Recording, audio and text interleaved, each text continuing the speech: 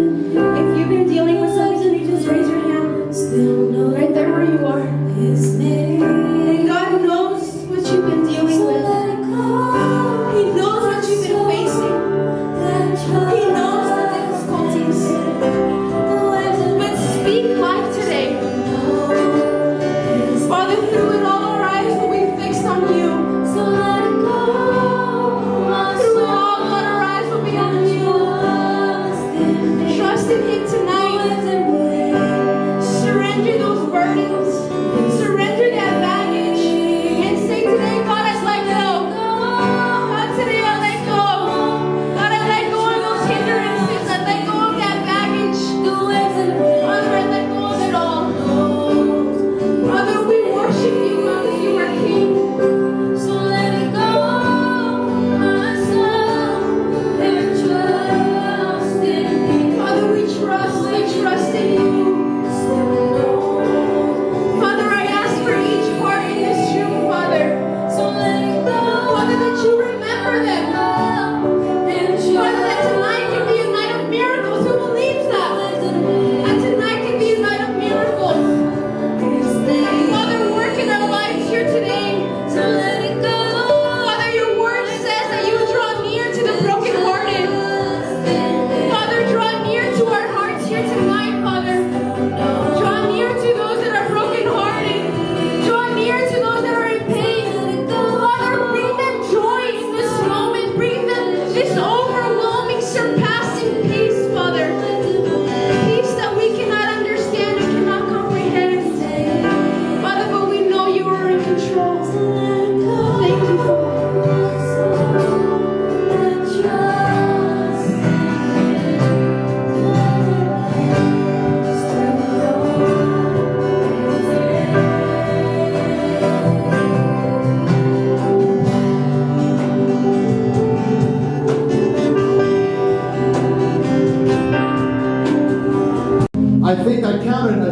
I counted 55 so far. You're more than what Jesus had. You could change the world. You could change the world. You could change your school. You could change your family. There will be some bold young men and young women that will say, I'm not going to live with any regrets. I'm going to live with boldness. I'm going to turn my school upside right.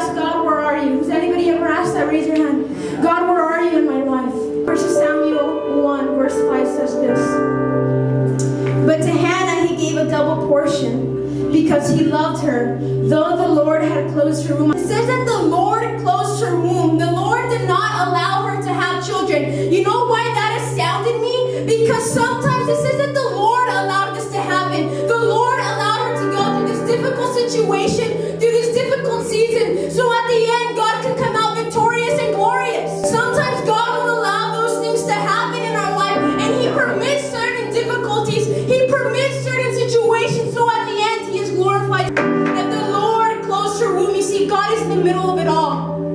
God is in every chapter of your life. He's in every season. He's in every moment. God is in control. And for this woman, He was in control as well.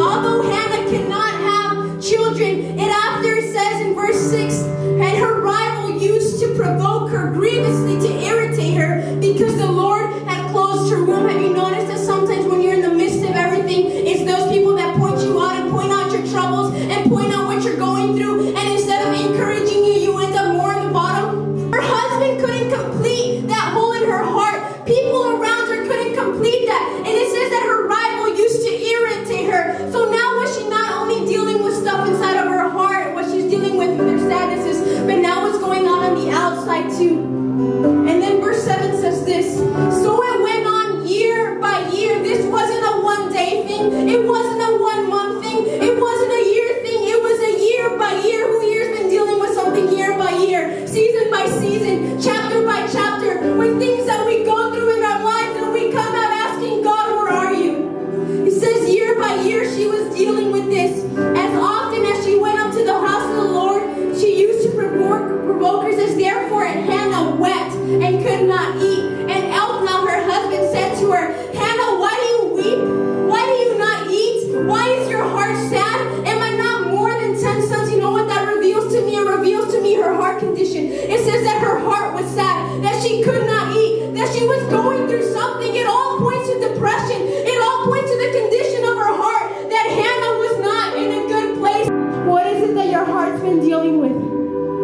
What is the condition that you've been holding? You see, my response, I would rather it be, I'm pouring out my soul before the Lord because He is my Redeemer. And when God says, seek me and you will find me, I believe that. When God says, call to me and I will answer, I believe that. Who else believes that here? That tonight if we seek Him, we will find Him. Tonight if we call to Him, I will answer.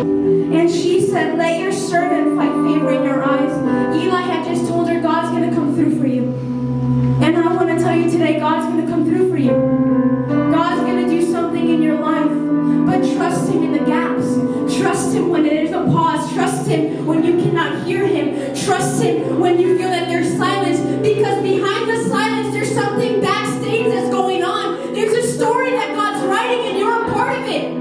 The Bible says that all things will work for the good of those who love Him. All things, all bad things, all horrible things, all sad things, they will all work for the good of those who love Him. Raise your hand here if you love God. Give Him a clap if you love God. And I want to tell you that those people that hold your hands, God will work all things for the good. Listen to what this says. This night she went away praying. And then verse 19 says this. It says they rose early in the morning and they worshiped the Lord.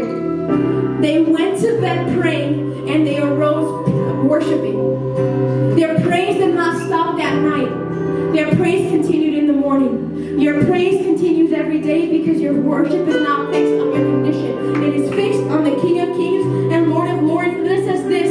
They worshiped before the Lord and they went back to the house. And Elkanah knew Hannah his wife, and the Lord remembered her. The Lord remembered her. The Lord remembers you. Remember when Hannah said, look at me in my affliction. God sees you in your affliction. God sees you in your pain. God knows the condition of your hearts today. And He says that the Lord remembered her. And in due time, Hannah conceived and bore a son. And his name was Samuel. And she said, I have asked him from the Lord. I was looking up what it meant by saying due time. You know what it